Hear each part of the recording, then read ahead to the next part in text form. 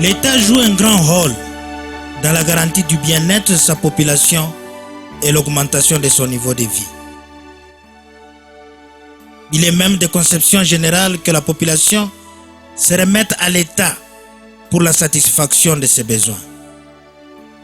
Une marque de confiance et en même temps un défi dont l'État doit avoir conscience de la mesure et la responsabilité de relever. Alors comment relever les défis pour une population aux besoins multiples et complexes dans un pays comme le Congo où tout semble être prioritaire? En principe, l'intervention de l'autorité est guidée par son pouvoir discrétionnaire, pourvu qu'elle justifie un intérêt général. La notion de l'intérêt général étant par elle-même une notion en contour flou. Ainsi, une autorité peut être trop active à construire les toilettes publiques par exemple, alors que ses interventions sont plus attendues dans la construction des routes ou le maintien de la sécurité. La tendance est souvent celle de dissimuler ses responsabilités en affectant des ressources aux besoins secondaires pour lesquels l'initiative privée se prête bien et laisser à l'abandon la mission principale. Qui peut comprendre cela? Nous devons donc avoir le sens de l'essentiel, la capacité de comprendre et de définir nos priorités. Ceci pour dire qu'il y a nécessité d'entreprendre des réformes dans le sens d'orienter ou mieux d'encadrer l'action de l'autorité, principalement autour de 3 axes que nous estimons essentiels à la survie, la croissance et la puissance de tout État. Ces axes fondamentaux sont la sécurité, les finances publiques et les infrastructures de transport.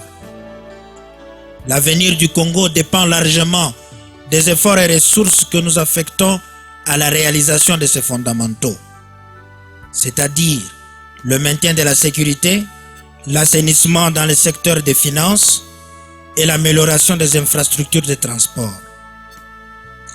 Car ce sont les progrès réalisés dans ces secteurs-ci qui créeront un environnement favorable au développement socio-économique.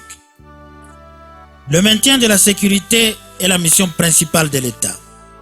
Pour un État minimal, c'est même son unique mission. C'est d'abord pour des raisons de sécurité que l'État existe. La notion de sécurité et la notion de l'État sont étroitement liées. Intervenir dans le domaine de sécurité n'est donc pas une option pour le gouvernement. C'est plutôt une obligation, car la survie même de l'État en dépend. Si un gouvernement n'arrive plus à garantir l'intégrité du territoire et à maintenir la sécurité de sa population, à quoi sert-il d'autre? L'histoire nous renseigne que les États ont pu se faire, c'est de faire ou subsister, dépendamment de leur capacité à pouvoir se sécuriser. L'État use de tous les moyens à sa disposition pour imposer la paix et la tranquillité. En cas de besoin, il sollicite même le concours des armées étrangères pour parvenir à cette fin. C'est principalement pour cette cause d'ailleurs que l'État prélève l'impôt sur ses citoyens. Il est absurde que nos autorités bénéficient d'autant de ressources et privilèges et qu'elles soient incapables de sécuriser la population. L'insécurité paralyse aussi la prospérité économique et constitue un obstacle incontestable à tout développement économique et social. Qu'elle soit agricole, minérale ou énergétique, une production économique ne saurait intervenir que dans une société stable et apaisée. Sans garantie d'un minimum de sécurité matérielle et personnelle, aucune société ne saurait ni se construire, ni donner confiance aux opérateurs économiques pour des investissements sérieux. Il est alors de première utilité que la disponibilité des services publics de sécurité soit accrue sur l'ensemble du territoire national afin de rendre facile leur accessibilité et en même temps permettre à l'État d'asseoir son autorité. car continuer à tolérer l'absence de l'État dans certains coins du pays où les structures de base d'une administration opérationnelle font défaut, c'est accepter que la population paye un lourd tribut en termes de l'anarchie et la violence qu'elle doit subir. Et pour répondre aux exigences de proximité, nous souhaitons que chacun de nos territoires et villes soit doté d'un commissariat de police et d'un tribunal de grande instance au minimum, afin que ces services dont la population fait usage régulier aient une incidence positive sur le fonctionnement de la machine étatique.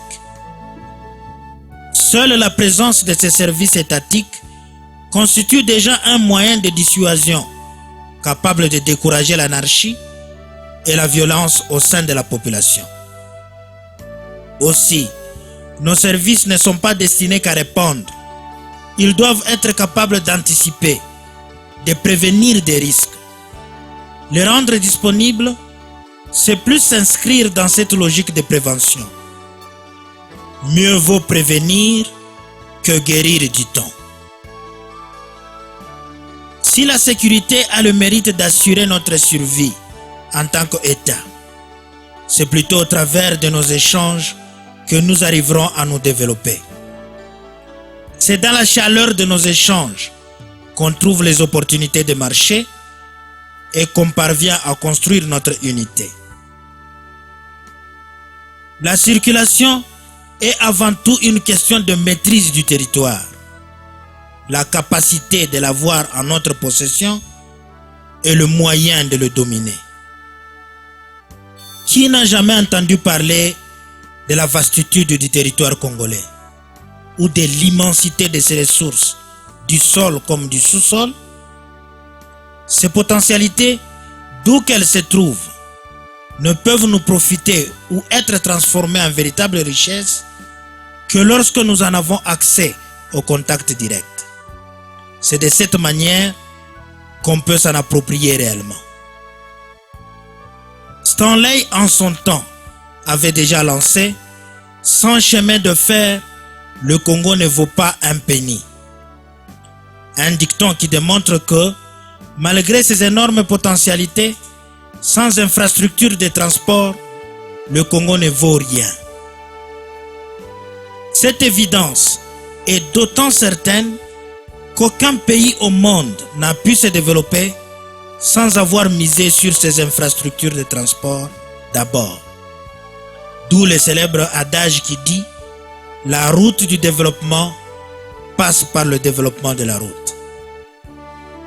Les infrastructures de transport sont pour un État ce que le système circulatoire représente pour le corps humain. Ce sont elles qui portent la vie dans une société.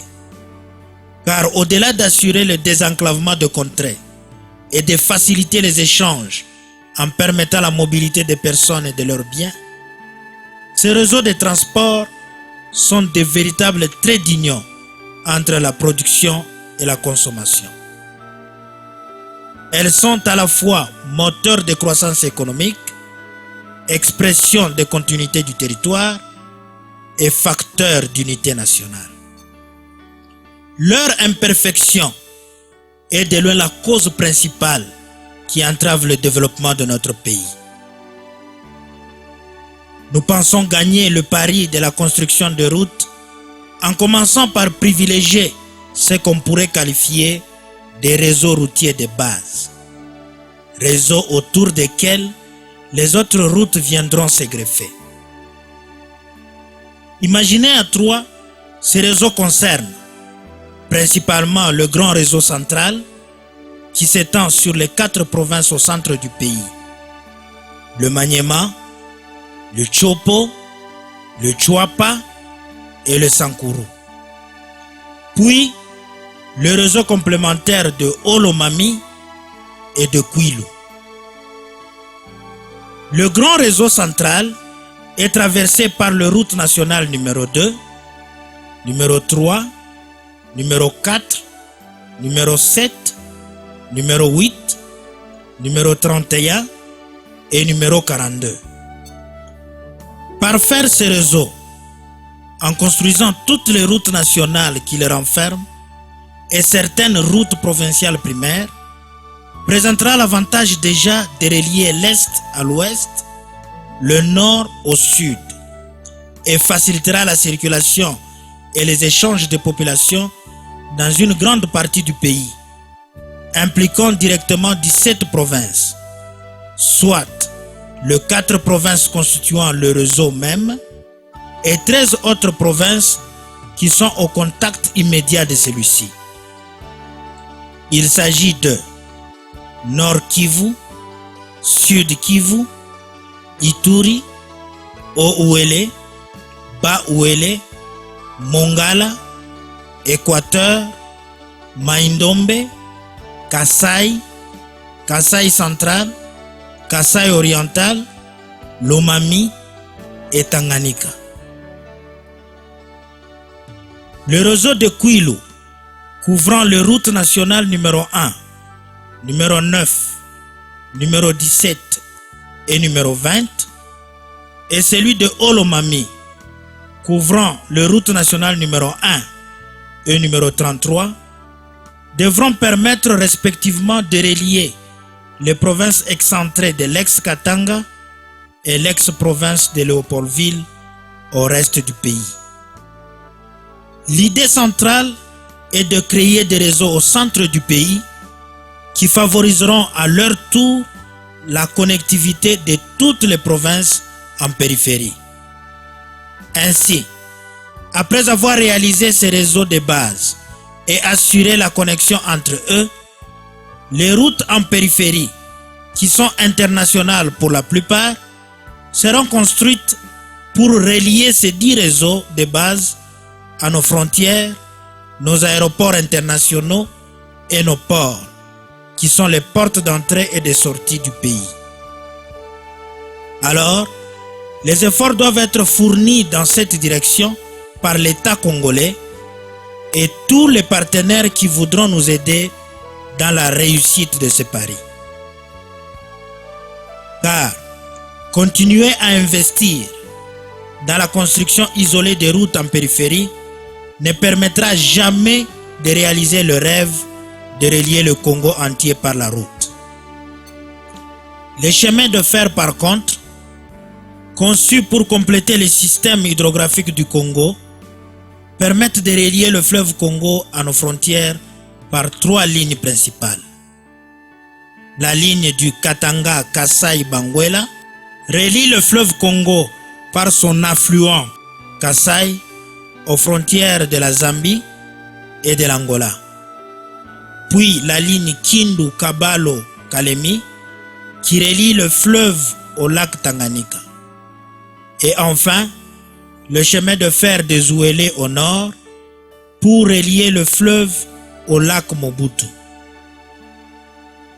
Une jonction Kabalo-Kamina relie la ligne Katanga-Kasai-Banguela à la ligne Kindu-Kabalo-Kalemi pour n'en former qu'un seul réseau ferroviaire, d'ailleurs le plus important du pays, s'étendant sur la région du Katanga, la région du Kasai et le Maniema. Les chemins de fer sont aussi incorporés pour suppléer à la voie d'eau là où elle est interrompue par des chutes et des rapides. C'est le cas de la ligne Matadi-Kinshasa qui permet de contourner les cataractes du mont Bangu et la ligne Kisangani-Ubundu contournant les chutes Boyoma sur le fleuve Congo. Ce complexe fluvio-ferroviaire, dont la circulation est déjà facilitée par le système hydrographique du Congo, nécessite maintenant l'intervention de l'État dans le sens de réhabiliter ou encore de créer pour chaque ligne de chemin de fer existante d'autres lignes en parallèle afin d'assurer la fluidité de la circulation. Ainsi, les routes et les voies ferrées, qui devraient en principe constituer la colonne vertébrale du système de transport sur le plan national, se trouvent aujourd'hui dans un état de délabrement très avancé et ne permettent pas aux citoyens de se déplacer convenablement. Leur réhabilitation devient aujourd'hui une priorité incontestable si l'on veut faciliter la mobilité en interne et booster l'économie du pays. Pour l'économie agricole en particulier, construire une unité production-consommation autour de nos routes et rails est un véritable atout. Ceci pour dire en clair que nous devons promouvoir l'exploitation de l'agriculture, de l'élevage et de l'agro-industrie le long des routes et rails qui entrent et sortent de nos villes afin de permettre une évacuation facile des produits jusqu'au marché et améliorer l'accès des agriculteurs aux facteurs de production et intrants agricoles. Ce n'est que de cette façon que le tandem agriculture-transport reprendra sa place de véritable moteur de développement. Les infrastructures de transport facilitent aussi la distribution de l'énergie en servant de trajet pour le transport électrique. En même temps, elles favorisent le développement de toutes les autres infrastructures de réseau. Étant donné l'impossibilité de déplacer les gisements à notre gré, la stratégie pour l'exploitation minérale consistera à ramener les infrastructures de transport jusqu'à nos mines et carrières afin de faciliter l'évacuation des produits. L'État doit alors s'activer à améliorer nos routes et nos chemins de fer pour le maintien d'une croissance économique soutenue. Le succès du transport aérien repose en grande partie sur nos efforts à moderniser et optimiser la capacité de nos 5 aéroports internationaux, à savoir aéroport de Kinshasa, aéroport de Lubumbashi, aéroport de Mbuji-Mayi, aéroport de Goma et aéroport de Kisangani.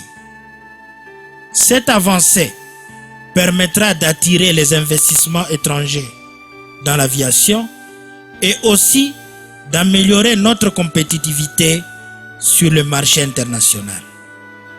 Enfin, pour maintenir un niveau de sécurité et d'infrastructures de communication appréciable, qui constitue un gage pour la réussite des activités économiques, l'État congolais aura besoin de ressources financières pour y parvenir. Les activités économiques elles-mêmes, qui sont essentiellement de production, nécessitent l'allocation d'importantes ressources financières pour leur réalisation. En plus, il est du devoir de l'État, à travers sa politique sociale, d'accorder à tous les citoyens l'égalité des chances et d'accès aux services publics, indépendamment de leurs différences. Si certaines discriminations et inégalités sont corrigées par des textes de loi en accordant de droits et privilèges spéciaux aux personnes défavorisées, d'autres par contre nécessitent de véritables prestations, comme construire des hôpitaux, des écoles ou des logements. En l'absence de ressources, quelles que soient les politiques mises en place, elles ne resteront que lettres mortes. L'État doit être capable, par son administration fiscale, de mobiliser les recettes pour supporter les investissements publics. Assurer les finances publiques est donc un besoin fondamental et une occupation permanente pour tout État. L'intervention du chef de l'État est plus que jamais exigée pour la réalisation et le maintien de ces fondamentaux. Car il est non seulement celui qui emporte la légitimité de l'action, mais aussi celui qui en représente mieux l'intérêt. Étant symbole de l'unité nationale et garant constitutionnel de l'intégrité du territoire et de la souveraineté nationale, c'est à lui qu'on réclame en premier le bien-être social, mission qu'il doit remplir au travers l'exercice des fonctions régaliennes. Nous avons spécialement voulu rattacher aux traditionnelles fonctions régaliennes le secteur des infrastructures de transport à caractère national, au regard de leur impact sur l'unité et le développement d'un pays. Ceci pour dire que, si au sens strict, les fonctions régaliennes renferment la police, la justice et la défense nationale, ou qu'on leur donne un sens plus ou moins étendu en y ajoutant la diplomatie et les finances publiques, aujourd'hui cependant, les États en font des extensions différentes en fonction des systèmes politiques et des activités qu'ils veulent promouvoir particulièrement.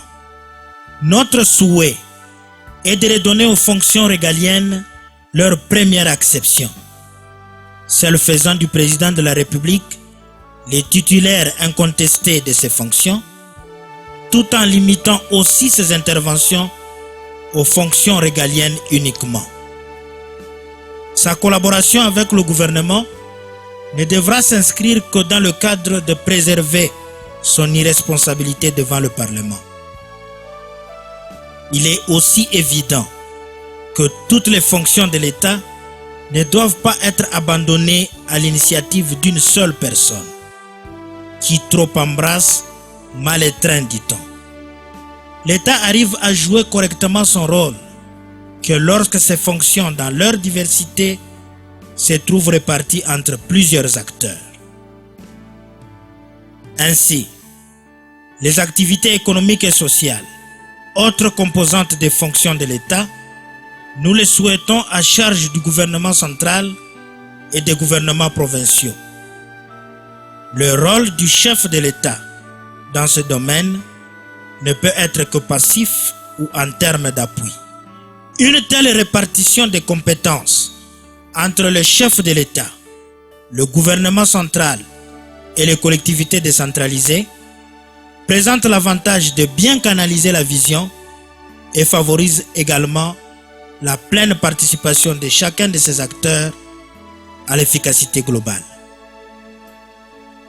Alors, à l'exemple de la magistrature, de l'armée et de la police, l'administration des finances publiques et la gestion des infrastructures de transport devraient être chapeautées respectivement par un conseil supérieur des finances et un conseil supérieur des infrastructures, organe chargé d'assister le chef de l'État dans l'élaboration et le suivi des politiques générales, dans la direction et la coordination des services, ainsi que dans la gestion des carrières et le développement des capacités des agents relevant de ces différents secteurs.